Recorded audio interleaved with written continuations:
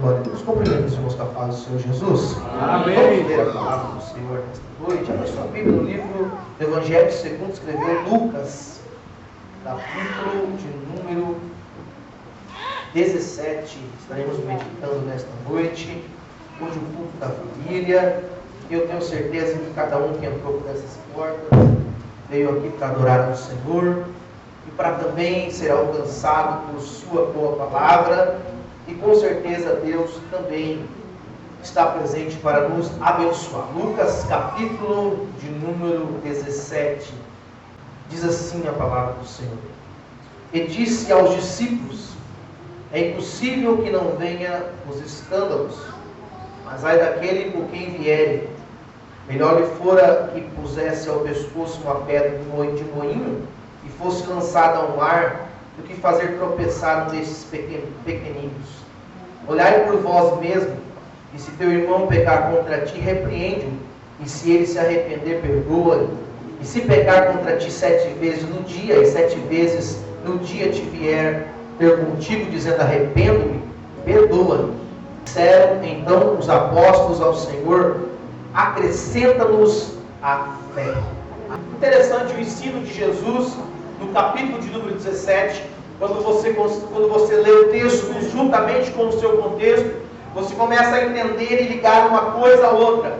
Os discípulos, Jesus está falando aqui sobre o pecado de um irmão contra outro irmão. Jesus começa falando que é impossível que não venha os escândalos, ou é impossível que não aconteça as ofensas. Mas aí ele começa a falar como nós devemos tratar isso no meio do nosso dia a dia. E no versículo 5, os discípulos ou os apóstolos disseram para o Senhor: acrescenta-nos a fé. Por que eles estão dizendo isso? Porque eles sabem que sem fé é impossível viver uma vida cristã. Sem fé é impossível colocar a palavra de Deus em prática. Sem fé, ou seja, com as nossas próprias vontades, pensando do jeito que nós pensamos, humanamente falando, é impossível agir como Jesus está ensinando. É impossível ter a prática do perdão em nossas vidas se nós não tivermos fé. Porque a fé, Paulo diz que é o firme fundamento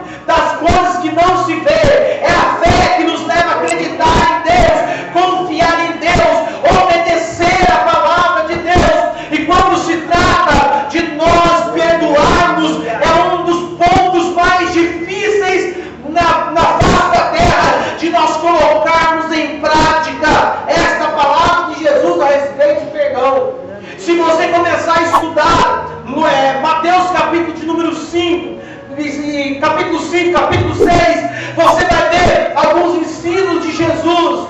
E se nós estudarmos, nós lermos, nós buscarmos a meditar, nós começamos a ver quanto que Jesus se preocupou em ensinar os seus discípulos que a vida cristã não é simplesmente eu falar de Deus, eu pregar sobre Deus, eu indicar e falar alguma coisa que Deus fez. A vida cristã é uma vida prática, é todos os dias eu colocar em prática a palavra de Deus. Então Jesus está dizendo que é impossível que não aconteça ou que não venham os escândalos. A palavra ofensas, que significa escândalo no grego, ela é usada como aquela isca que os caçadores usam para pegar os animais nos campos. Nós estudamos no ano passado a respeito das sutilezas de Satanás. E aí nós estudamos vários pontos onde o diabo tem tido êxito na vida de muitos cristãos. Antigamente, quando se pegava pássaro ou qualquer outro tipo de animal, quando se ia caçar, se fazia armadilha, colocava na armadilha alguma coisa que viesse a atrair o animal e ficava esperando tempo até que aquele animal fosse comer o alimento e caísse na armadilha. O diabo trabalha exatamente igual, ele tem sutilezas.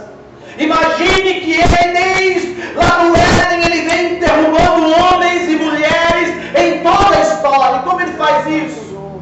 Porque ele tem uma das virtudes que nós às vezes não temos, que é a paciência. Ele está lutando constantemente contra a igreja, contra os homens e mulheres que são de Deus.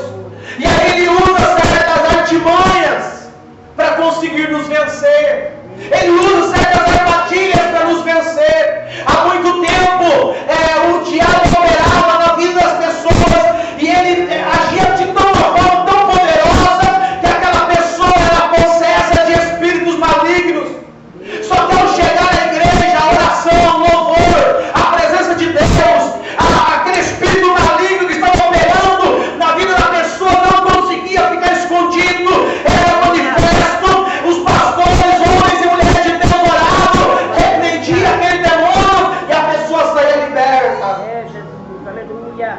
O diabo trocou a tática, porque ele sabe que se ele agir desta forma, a pessoa será liberta ao estar na presença de Deus. Onde Deus está, o inimigo vai ter que bater em retirada. Então como ele age?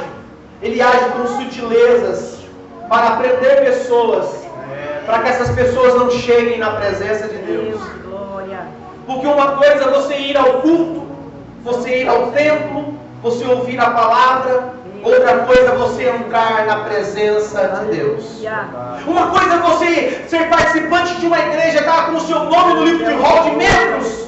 Outra coisa é ter o seu nome escrito no livro da vida. Então são coisas distintas e que nós precisamos entender. Que para isso nós precisamos entender o que Paulo sempre bateu na mesma tecla, dizendo que a nossa luta não é contra a carne, não é contra a sangue, mas é contra a potestade e principado que habitam nos lugares celestiais. Nós falamos essa semana sobre o propósito de orar e de jejuar, de clamar a Deus. Temos propósito de jejum, temos propósito de oração. E aí eu pergunto para cada irmão que fez esse desafio: foi fácil orar? Foi fácil ler a Bíblia? Você vai dizer que não, porque nós vamos perdendo a prática, nós vamos perdendo o desejo, nós vamos automaticamente se esfriando, e daqui a pouco tudo é mais atrativo do que ir à casa de Deus, tudo é mais atrativo do que ler a Bíblia. Nós estamos vivendo um tempo de crentes analfabetos de Bíblia, conhece tudo o mundo secular, mas não conhece nada de palavra, conhece tudo que acontece aí fora, mas não conhece nada de Bíblia. Pergunta para ele quais foram os 9 discípulos de Jesus, não sabe. Pergunta para eles quais foram os homens que Deus escolheu no Antigo Testamento. Pergunta quem é o pai da fé, muitos não vão saber. Mas aí pergunta qualquer coisa secular, vai te dar uma aula. E aí a gente diz assim: mas nós não conseguimos vencer, eu não consigo ter uma vida na presença de Deus, eu não consigo. E as pessoas caminham, vão à igreja e se afastam de Deus e caem, vão para o mundo. Sabe por quê? Não é porque Deus não quer abençoá-las e usá-las, e também não é porque o diabo é forte e poderoso, não. É porque nós deixamos, abrimos brechas onde o diabo vai entrar por ela. E aí a gente tem que fechar essas brechas. E uma das grandes brechas abertas em nossas vidas é o que Jesus está falando aqui sobre os escândalos ou sobre as ofensas. Há alguns critérios para entrar na presença de Deus, e eu vou lhe falar hoje. Abra comigo a palavra do Senhor no livro de Mateus capítulo 5. Bem-aventurados os limpos de coração, porque eles verão a Deus. Aleluia. Salmos capítulo 24. Quem subirá ao monte do Senhor? Ou quem estará no seu lugar santo? Aquele que é limpo de mãos e puro de coração, que não entrega sua alma à vaidade, nem jura enganosamente. Está dizendo aqui quem pode entrar, quem pode estar na presença de Deus. Usando esses textos, você vai ver que não é de qualquer maneira para nós entrarmos na presença de Deus. Você vai ver que muitas das vezes nós podemos ir até o culto, nós podemos até participar, nós podemos até estar reunidos, mas Deus, quando falou para Samuel, o Senhor diz assim: eu não vejo como vê o homem olha para o que está diante dos seus olhos, o Senhor olha para o coração do homem. Ele está dizendo que para entrar na sua presença tem que ter um coração puro. Jesus está falando no Sermão do Monte, os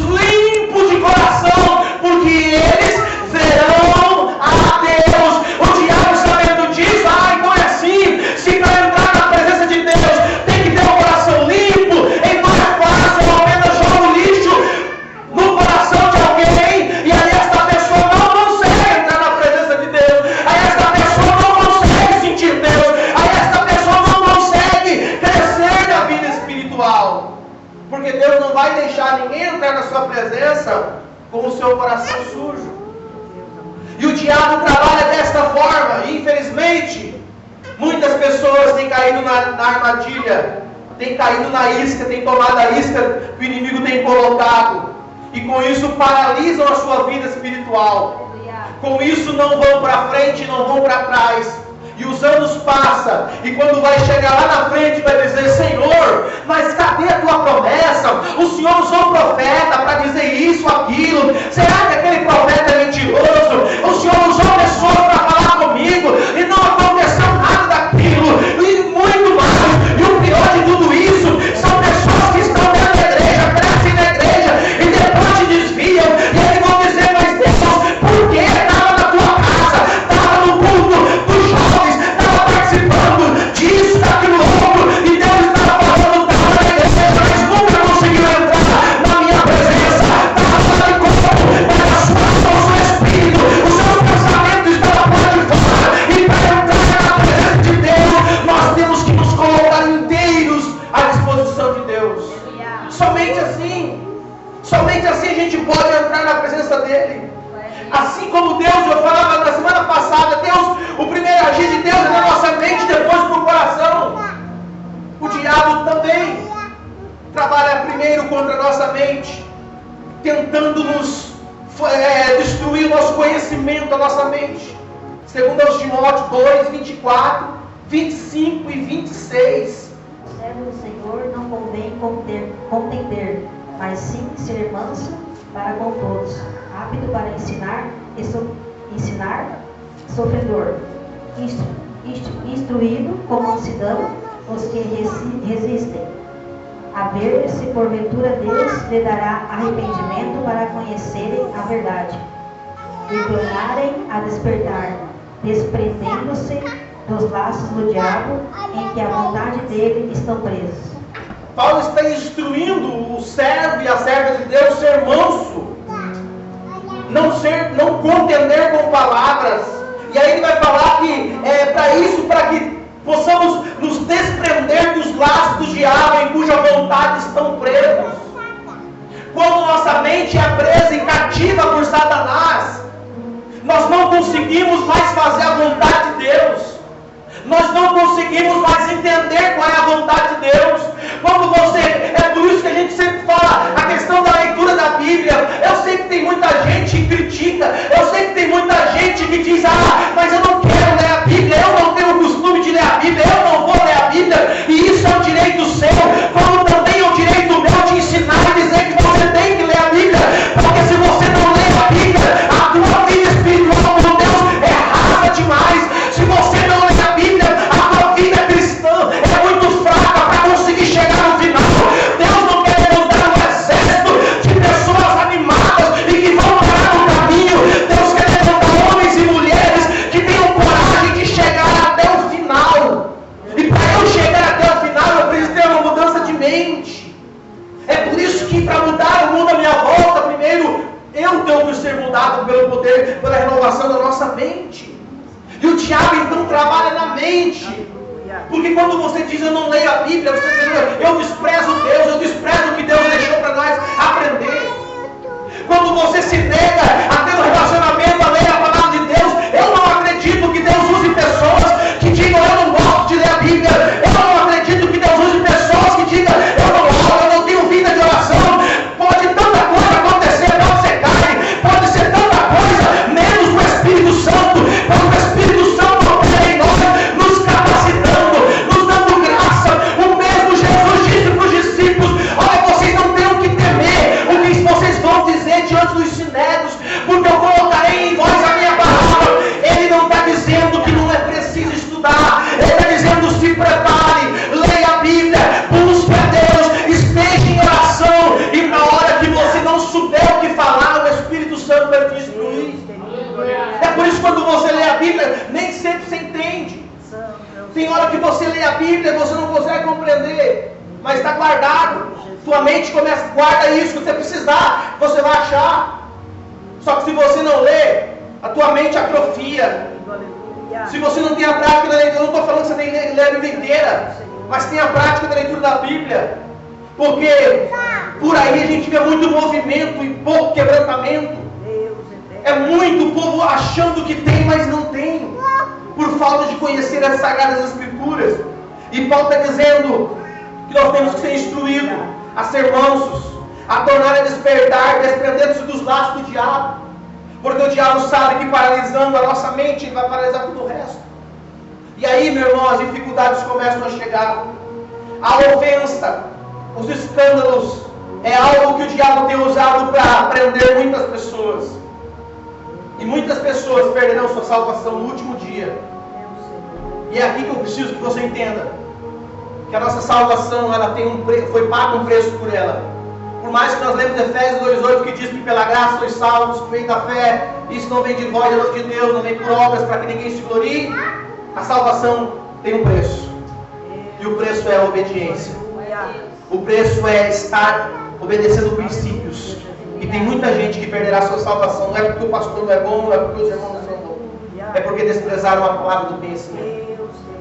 Abra comigo Hebreus capítulo 12, versículo 15. Está aqui o que a gente está falando. O diabo consegue jogar a isca. E a isca se chama ofensa. A isca se chama escândalo. A isca se chama raiz de amargura. Aonde o diabo tem tido acesso ao coração. E com isso, muitos se perderão. Hebreus 12, 15. Tendo cuidado de quem se prive da graça de Deus e de que nenhuma raiz de amargura brotando vos perturbe, e por ela muitos se contaminem. No versículo de número 14, um pouco acima, Paulo vai dizer: seguir a paz com todos e a santificação, se a qual ninguém verá Deus. No versículo que a irmã Ruth leu, diz que nós temos que ter cuidado para que ninguém nos prive da graça. Sabe o que isso quer dizer? A graça foi derramada sobre todos nós. O maior bandido, o maior ladrão, eu disse citar o nome dele, mas o maior ladrão do Brasil hoje, se converter hoje, se arrepender é salvo. Porque a graça foi derramada. Se ele se arrepender é salvo. Então o que está dizendo aqui? Que a salvação não vem por nossas obras. Porém, o que está dizendo aqui é que ninguém vos prive da graça. Ou seja, você tem o direito, mas você não recebe.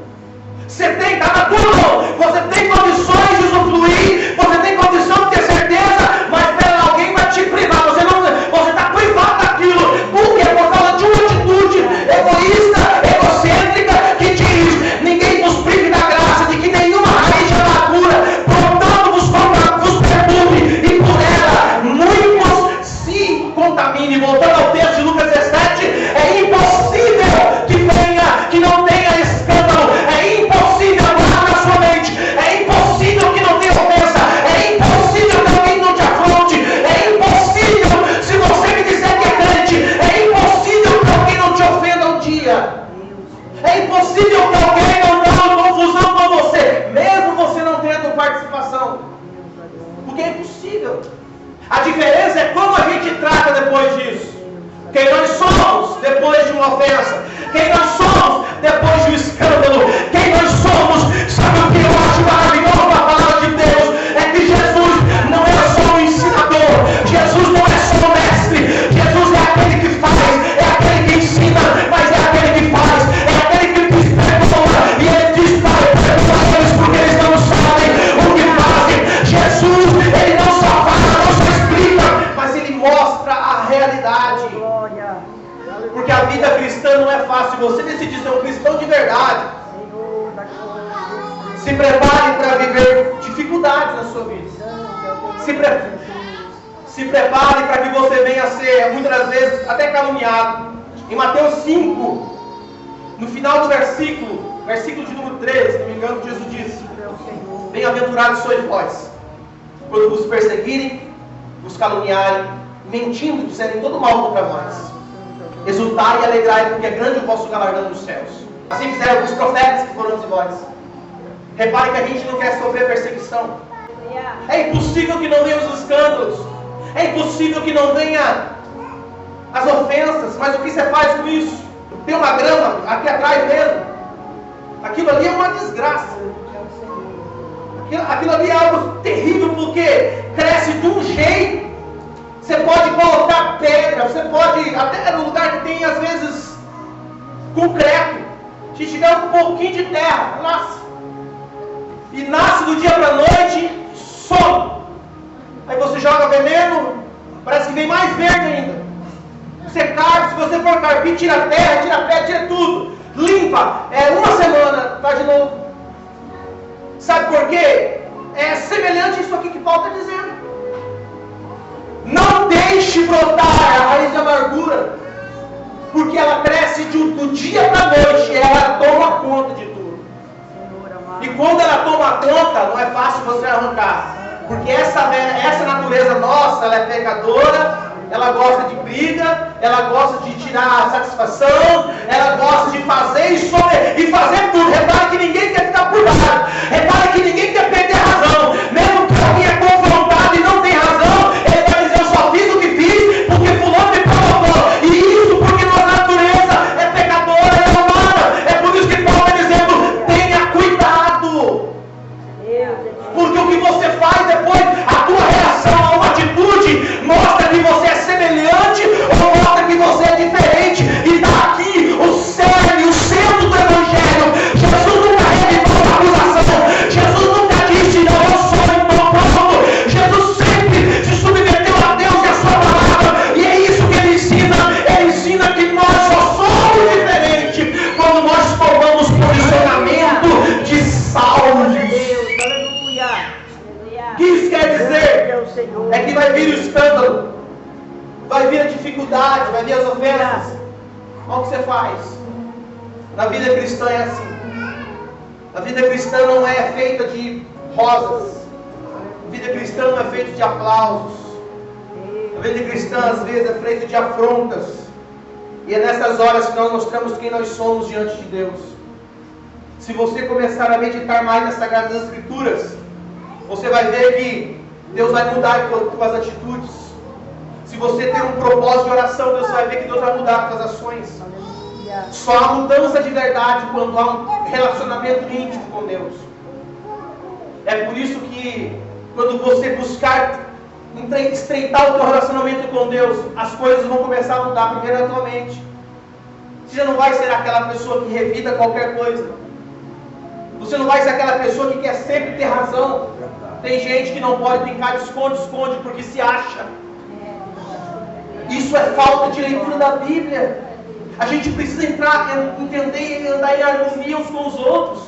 Tem gente que é difícil você conversar, que sempre quer ter melhor. Se você comprou um carro, ele comprou um carro melhor. Se você sempre é melhor, não, tá lá na minha igreja está uma vez, na minha está melhor. Porque sempre pessoas têm dificuldade de se relacionar, porque tem esse espírito maligno de sempre querer ser melhor. Não tem como ter diálogo, não tem como conversar, porque nunca se coloca por baixo, sempre quer se colocar por cima. E tudo isso, meu irmão, vai colocando em nós um desejo, um orgulho que não pertence a nós e que nós temos que sempre colocar isso e mortificar os nossos membros. João tinha algo excelente que Jesus próprio falou sobre ele, que ele era o maior dos profetas. E ele mesmo disse, quando ele é confrontado: tu és o Cristo. Você é o Cristo, porque você batiza um monte de gente no Jordão. Ele disse: não. Ele não tinha dificuldade de saber quem ele era. Ele dizia: eu sou apenas uma voz. E ele diz mais: eu sou tão pequeno que eu não sou digno de desatar as sandálias dos pés dele. Ele nos batiza com água para arrependimento, mas ele nos batizará com o Espírito Santo e com fogo. Ele diz: eu não sei quem eu sou, eu não preciso dizer que eu sou ele, eu não preciso dizer que eu não poder, eu preciso entender que o meu lugar é apontar o caminho é ele. Eu não sou o caminho, mas eu direciono a pessoa para o caminho que é o Cristo, que é Jesus. É você saber quem você é, você saber qual o propósito que Deus te chamou. É a gente parar de querer, muitas das vezes, desafiar as pessoas e até mesmo se comparar as pessoas. Cada um que está aqui tem o seu propósito e o projeto. Depende de você saber para que Deus te chamou. Não precisa dizer: não, eu sou melhor do que o outro. A Bíblia fala, eu sempre digo aqui, repito, Paulo diz que a gente é um corpo. Está dizendo que ninguém é mais importante que ninguém. Porque o orgulho, porque a vaidade, porque a soberba. Se morrer, vai tudo por buraco.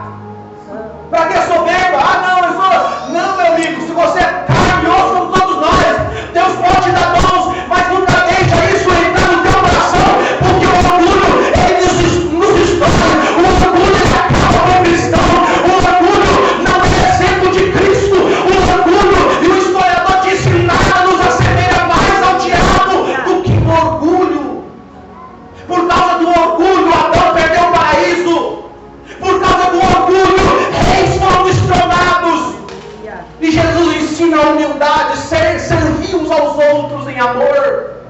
Sirva aos outros, seja útil na vida de alguém. Porque fazendo assim, o próprio Jesus falou: vocês serão conhecidos como meus discípulos quando vocês amar uns aos outros. Porque o Evangelho é isso. O Evangelho não é se submeter ao outro.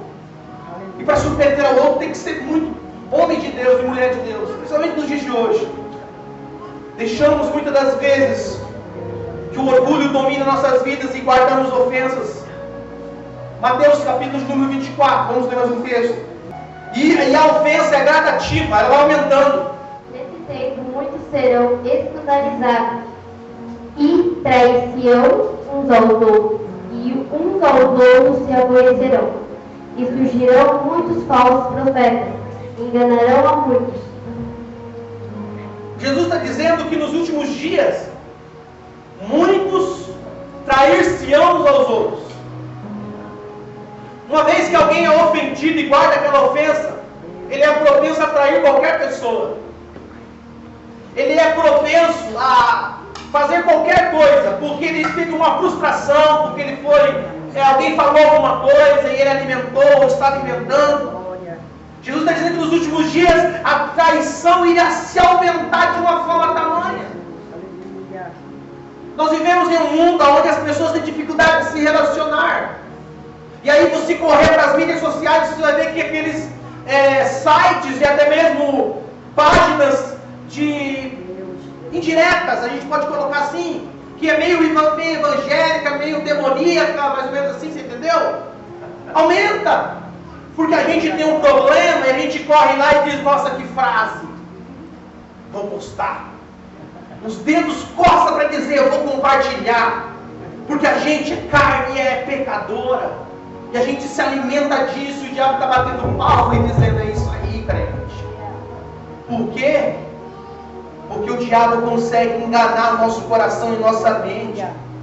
Porque ao invés de eu me posicionar como homem e mulher de Deus, eu permito que os meus membros são usados para ofender o outro. Ah, mas ele me ofendeu também.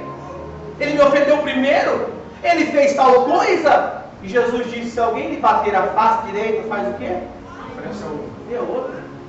Alguém que diga: não é no literal, mas espera lá, mas o que o cristão faz mediante uma ofensa? O que ele tem que fazer mediante uma afronta? Ou ele é cristão, que é o pequeno Cristo, ou ele vai agir sempre da sua carnalidade. E a gente sabe muito bem que a nossa carne, ela não, o próprio Paulo diz que aqueles que estão na carne não podem agradar a Deus.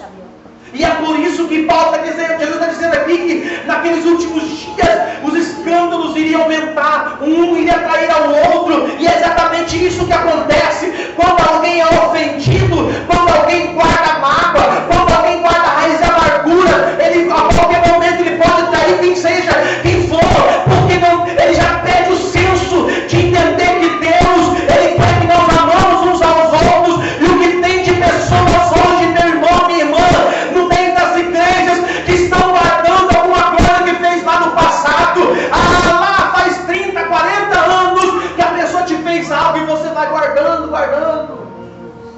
Eu falava esses tempos atrás aqui, é como as pessoas com mais condições, nas suas casas, vão ter aquele quarto chamado quarto da bagunça. Pobre não tem isso, porque pobre a casa às vezes inteira se torna um campo de bagunça. Mas os mais condições tinham um quartinho chamado quarto da bagunça, que guarda tranqueira. Você vai guardando. Só que às vezes tem coisa lá que você não vai usar mais. Esse dia o pastor disse: tem gente com guarda-roupa cheio de roupa que não cabe mais. Não vai servir nunca mais, tem que Deus faz um milagre. E ele está guardando. São coisas que, se a gente trazer para a vida espiritual, assim também. Alguém falou lá em 1950 alguma coisa para você, e você está guardando. Isso aí incomoda, atrapalha relacionamento com Deus. Porque, como nós vimos no início, para entrar na presença de Deus tem que ter um coração limpo. E aí o diabo que sabe que é estrategista vai dizer: não, pode deixar ele ir à igreja, pode deixar ele cantar, pode deixar ele pregar, pode deixar ele evangelizar, pode deixar ele entregar oferta, pode deixar fazer isso, fazer aquilo outro,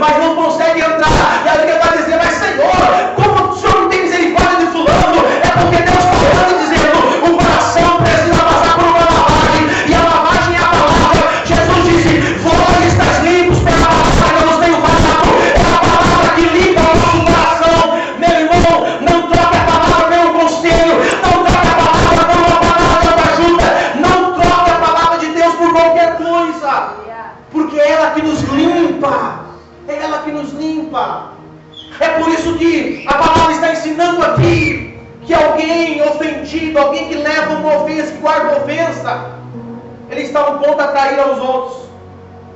Se você achar Provérbios 18, 19. O irmão ofendido é mais difícil de conquistar do que uma cidade forte, e as contendas são como ferrolhos de um palácio.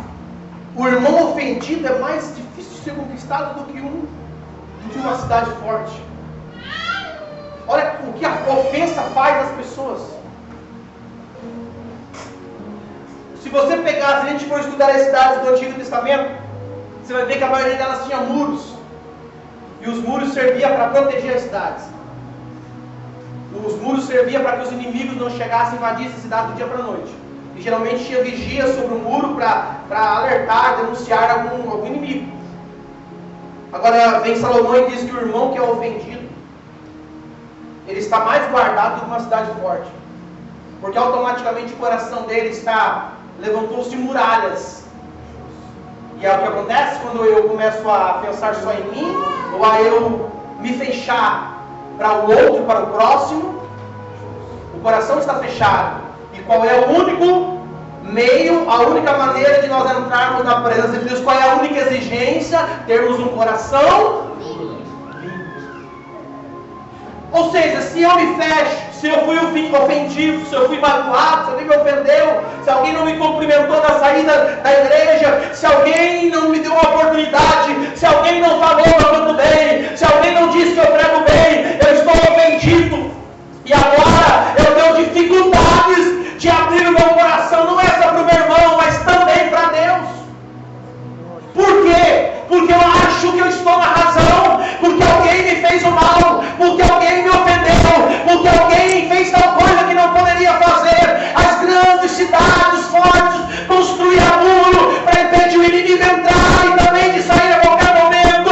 O homem e a mulher que não consegue resolver os seus problemas, muitas vezes ele cria muro. E no capítulo 59, 1 e 2 de Isaías está escrito: a mão do Senhor não está encolhida para que não possa salvar, seus ouvidos agravados para que não possa ouvir, mas os seus pecados, suas iniquidades fazem um muro de separação entre vós e Deus.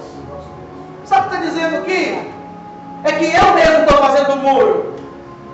Eu mesmo estou dizendo: Deus, eu não quero nada da sua presença, porque uma vez que a presença está aqui, eu não consigo viver em desunião e desordem. Uma vez que a presença está aqui, eu não posso dizer: eu amo Deus, mas aborreço o meu irmão. Não me confronta isso. Eu preciso dizer: eu não quero construir muro, eu quero construir a minha vida, uma comunhão com Deus plena. Eu quero ter comunhão para entrar na presença de Deus a hora que eu tiver, a qualquer momento. E para a única exigência, repito, é ter o coração limpo, coração puro. Por que o diabo tem êxito? Porque a gente constrói muro. Eu disse uma vez, vou repetir para você até se encucar. A história do burro. Tinha um homem que tinha o burro. E tinha um camponês que tinha uma fazenda. Tinha uma lavoura. O diabo foi lá e soltou o burro. O burro foi na lavoura do camponês e comeu tudo a horta. Os filhos do camponês foram lá, mataram o burro. O dono do burro viu o burro morto, foi lá e matou os filhos dos camponeses. O pai daqueles meninos foi lá e matou o dono do burro. A mulher do dono do burro foi e matou o camponês. E virou uma bagunça. Lá na frente, alguém perguntou para o demônio: por que você fez isso? Olha a desgraça que você fez. E ele disse: eu não fiz nada, eu apenas soltei o burro. É isso que o diabo faz. É isso que o diabo faz. A estratégia dele sempre é a mesma. Parece que a gente está vendo replay, porque o diabo trabalha assim, até que nós possamos entender que a nossa luta não é contra a carne. Meu irmão, por isso que eu sempre acredito: olha a Bíblia, olha a Bíblia, olha a Bíblia. Quando uma vez que você começa a ler e entender e orar, senão muitas das vezes você pode dizer: não, pastor, está falando isso por causa disso. Se você ler a Bíblia, o Espírito Santo vai te mostrar o que é que acontece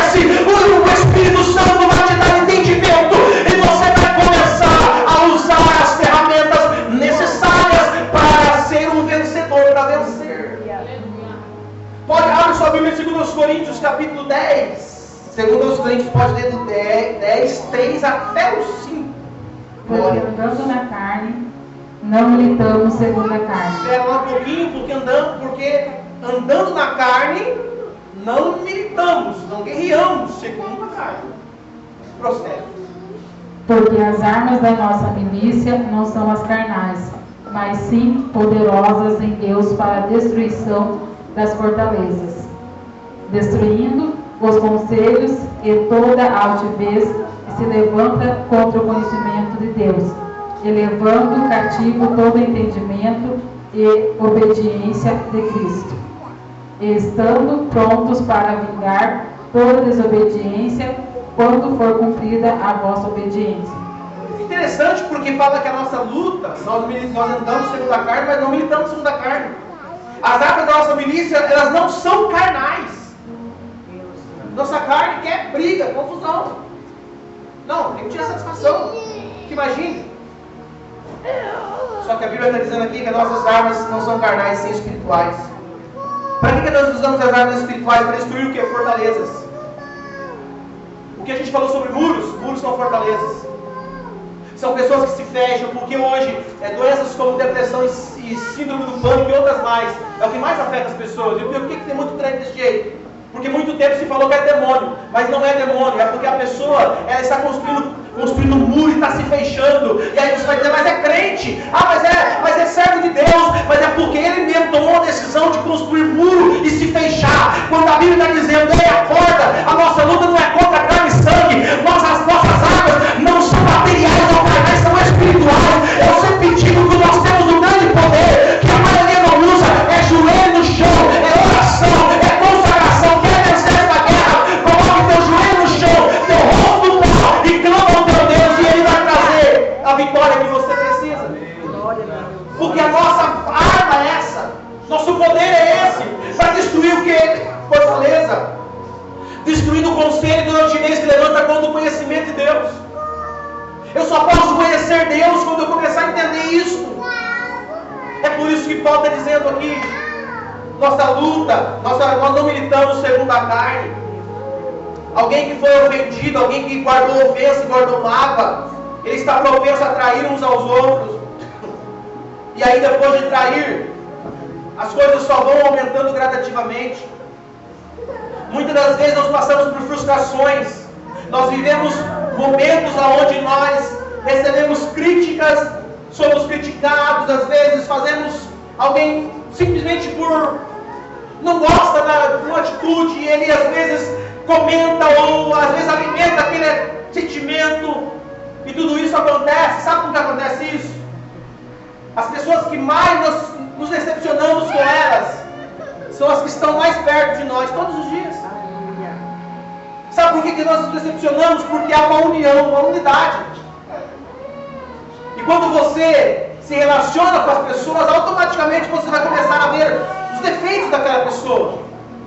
Só que Deus é tão bom e tão justo, que se você olhar para você, você também tem defeito.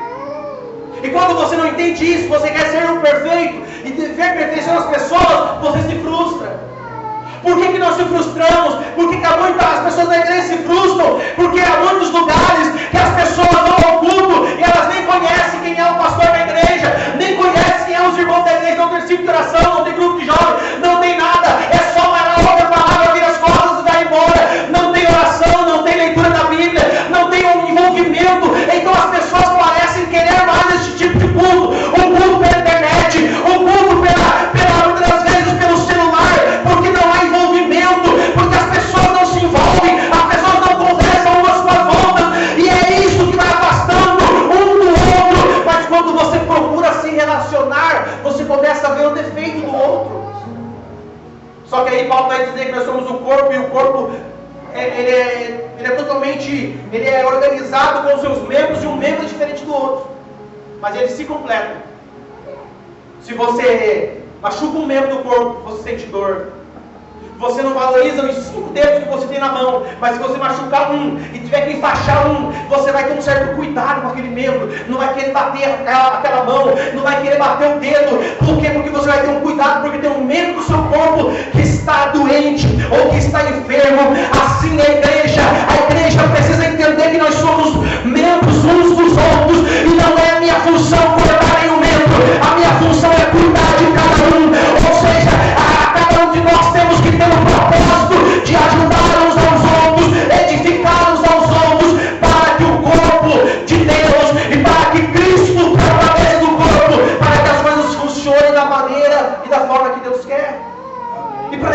não é fácil porque nós somos diferentes um do outro.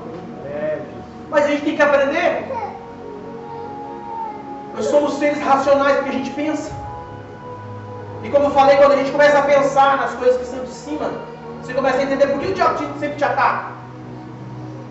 Tem gente que às vezes cai na mesma coisa. Por quê? Você tem mente para pensar.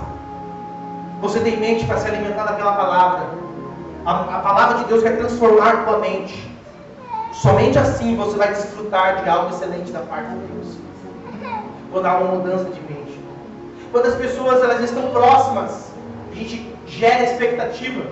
Eu posso com maestria falar isso para você, porque nós geramos expectativa em cima de muitas pessoas. E algumas delas vão embora e nem te dá Deus. Mas isso você tem que aprender com isso. Você não pode se fechar. Tem gente, por exemplo, que ajudou bastante gente. Ajudou alguém, aquela pessoa cresceu, aprendeu, aquela pessoa teve, aquela pessoa se levantou e nem te deu a Deus, nem te agradeceu. E por causa disso tem muita gente que se fecha, não vou ajudar mais ninguém. Ah, eu ajudei fulano e falou mal de mim, então não vou ajudar mais ninguém. É isso que a Bíblia está dizendo. Faz muro. Enquanto Deus está dizendo, não importa o que fizeram para você, importa o que você faz com aquilo que fizeram. Não se torne mal porque alguém te fez algo mal. Não pague na mesma moeda, porque não é isso que o cristão verdadeiro faz. Não construa muro, construa pontes. Nós somos homens e mulheres de Deus, que nossas atitudes demonstram quem nós somos. E quem está mais propenso a nos decepcionar? Quem está sentado do seu lado. Quem congrega na mesma igreja que você. Ele pode se decepcionar? Pode, mas o que você vai fazer com isso? Abre Salmos, capítulo 55. Amém. Pois não era o inimigo que me afrontava. Então eu o teria suportado, nem era o que me aborrecia, que se engrandecia contra mim, porque dele me teria escondido. Mas eras tu, homem meu igual, meu guia e meu íntimo amigo. Praticávamos juntos suavemente e íamos com a multidão à casa de Deus. Olha o que o salmista está dizendo. Que quem decepcionou ele, quem fez algo para ele, não era o inimigo. Porque geralmente o inimigo você está prevenido. Só que ele está dizendo, não era o inimigo, era aquele que estava junto comigo.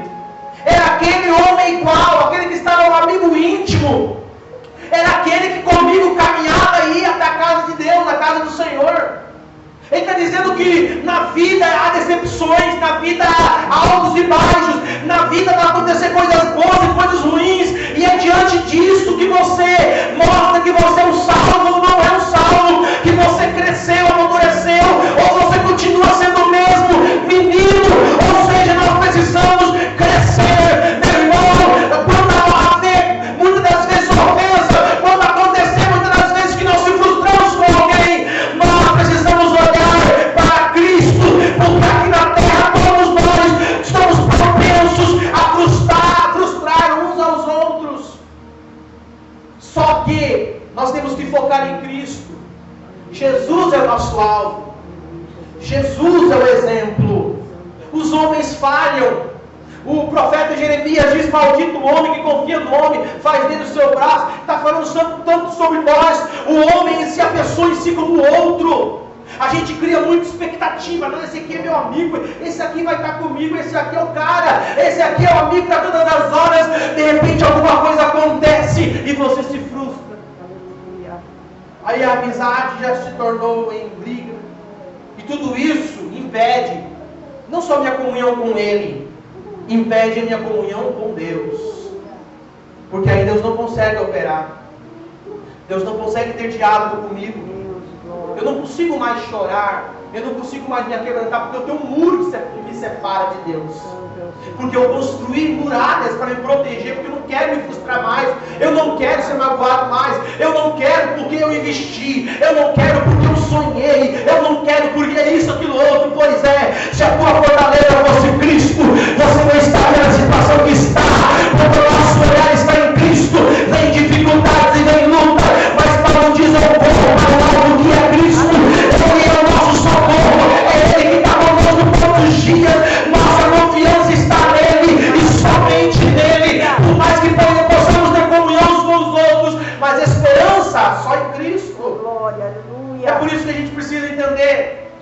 que haverá dificuldades, haverá problemas.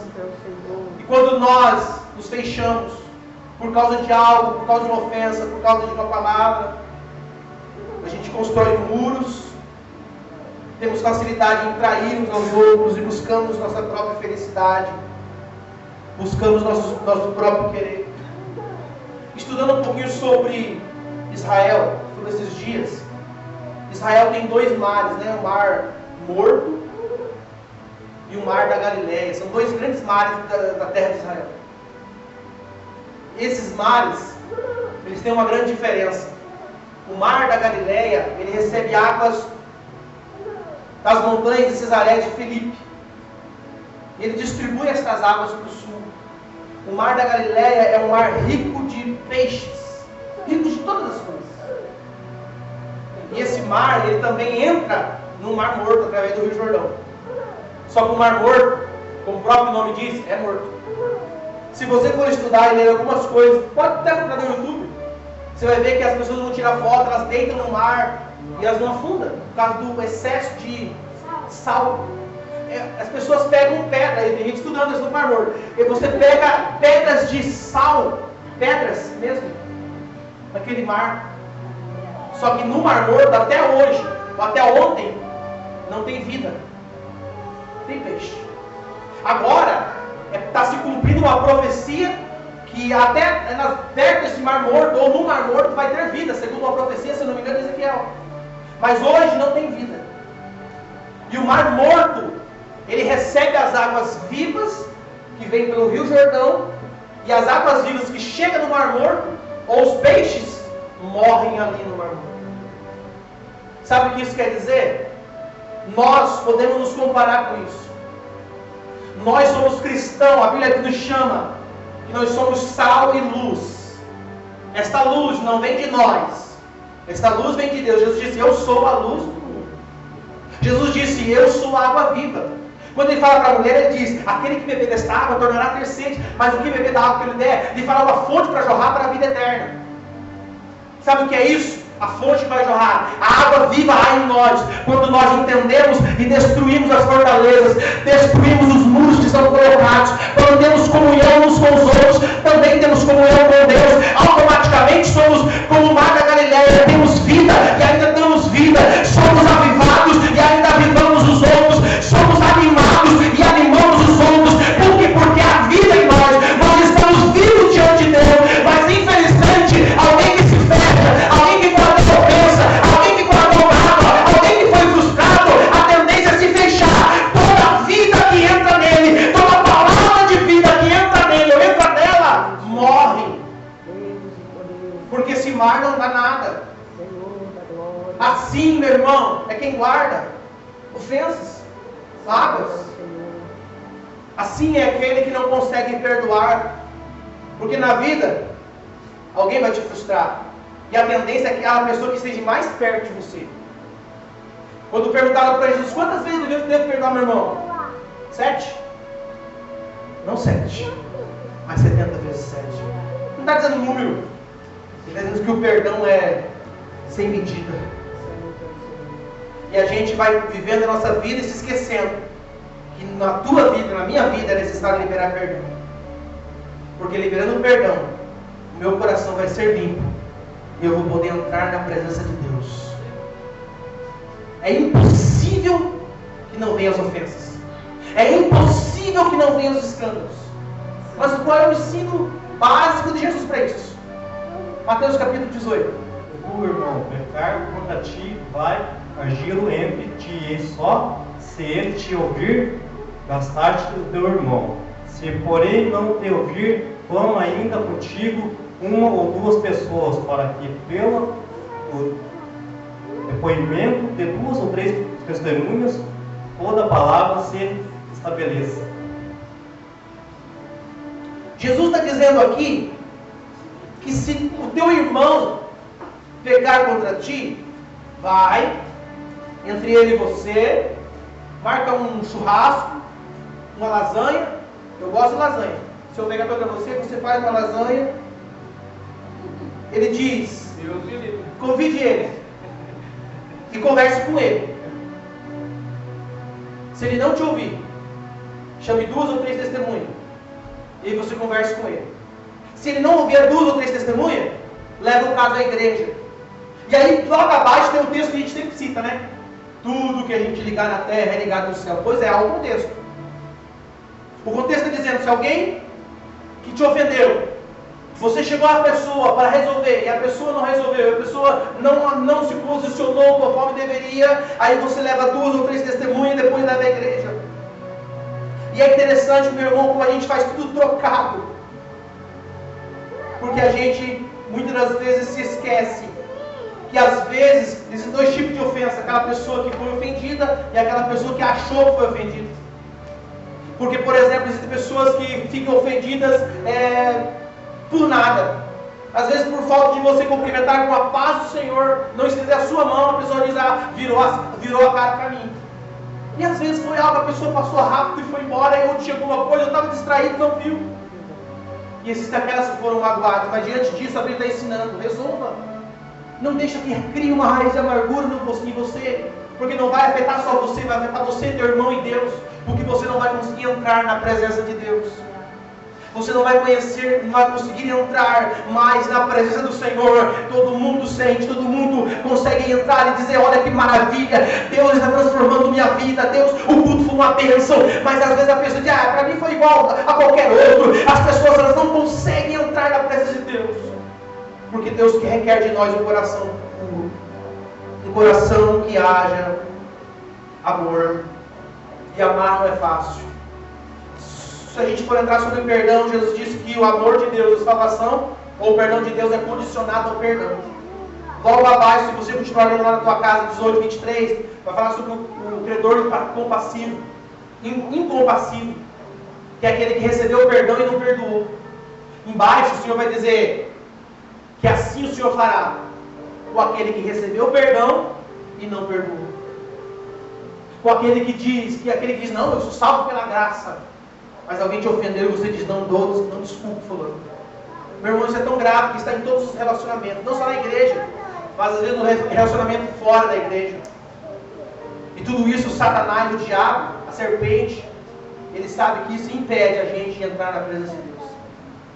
Por isso eu sempre digo e repito, se você é um cristão autêntico, alguém vai te decepcionar. Alguém que você confia ou confiou ou criou expectativa vai te decepcionar. Mas o que você faz com isso vai mostrar se você é cristão de verdade ou não. Se você guardar e dizer, não, eu tenho razão por isso vai te impedir, não só de entrar na presença de Deus, mas vai te impedir também de ser salvo. Porque a raiz de amargura brota. Corte o mal pela raiz. A Bíblia diz, o próprio Cristo diz que no Antigo Testamento ele diz, no capítulo 5 de Mateus, ouviste o que foi dito pelos antigos? Mandamento de Moisés, não matará. Eu porém vos digo que qualquer que se irar contra alguém já cometeu homicídio. Jesus está dizendo, só para nós finalizar, 1 Epístola de João, capítulo 3, último versículo. Eu vou orar. Nós não sabemos que já passamos da morte para a vida, porque amamos os irmãos. Quem não ama o seu irmão permanece na morte. Qualquer que aborrece a seu irmão é homicida. E vós sabeis que nenhum homicida tem a vida eterna permanecendo nele. Aquele que aborrece, Jesus está falando sobre uma ira, porque é isso que muitas pessoas sentem ao falar de alguém. Jesus está dizendo, não precisa se matar fisicamente, mas você está matando no seu coração. Não interessa, mas não importa. Porque o coração puro, ele vai buscar a não ser contaminado. Como eu faço isso? Oração e leitura da Bíblia.